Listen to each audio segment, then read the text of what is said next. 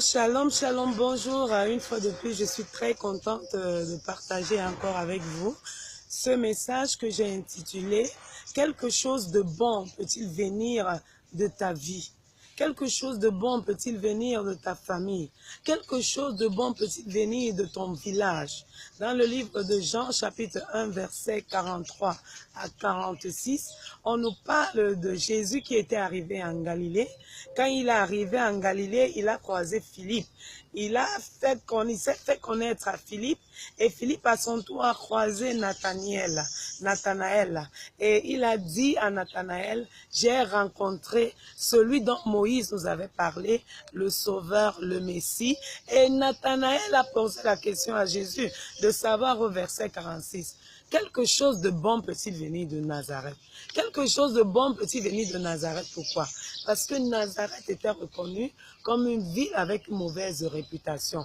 Nazareth était une ville qui était déconsidérée. Nazareth était une ville différente des villes comme Bethel, qui signifie la maison de Dieu, Bethsaïda, qui signifie la maison de la pêche. On avait une ville, les villes comme Jérusalem, qui étaient reconnues comme des villes saintes.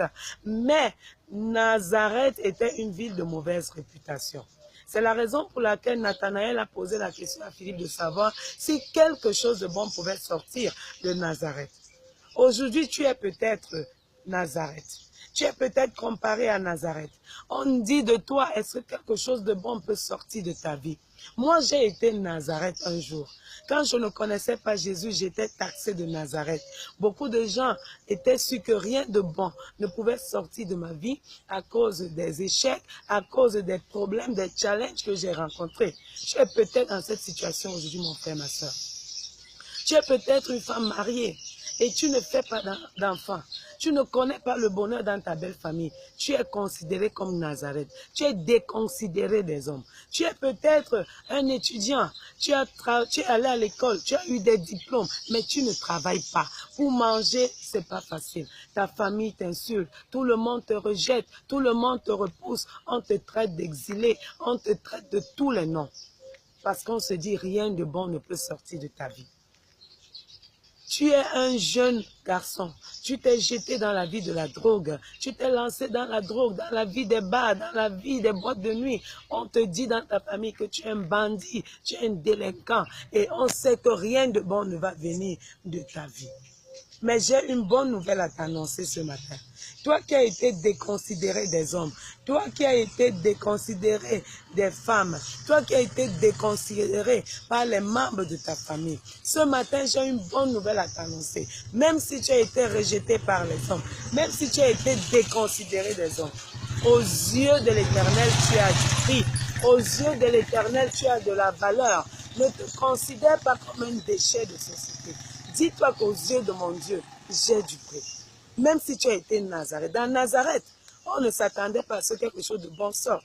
Mais parce que Nazareth était une ville qui avait un plan, dans laquelle Dieu avait un plan, Dieu a fait sortir Jésus-Christ de Nazareth. Nazareth qui était la ville méprisée par les hommes. C'est pourquoi Nathanaël a dit que Nazareth, rien de bon ne peut sortir de Nazareth. Mais Dieu, regardez les plans de Dieu. Dieu a fait sortir le Messie de Nazareth. C'est pour te dire quoi, mon frère, ma soeur? Quelle que soit la situation que tu traverses maintenant, si ta vie ressemble à Nazareth, si tu es un objet de probe, de moquerie, d'insulte dans ta famille, quelque chose de bon peut sortir de ta vie. Si et seulement si tu crois, si et seulement si tu as la vision, parce que c'est ta vision qui va déterminer ta réussite. Le destin est différent de la destinée. Ton destin, c'est ce que les hommes pensent de toi. C'est ce que les lois disent de toi. Mais la destinée, c'est le plan merveilleux de Dieu pour ta vie. N'oubliez pas que Dieu dit dans Jérémie 29, verset 11, « Je connais les projets que j'ai formés pour toi, les projets de paix et non de malheur. Je suis là pour te donner un avenir et de l'espérance. » Ça, c'est ta destinée. Le destin, c'est quoi?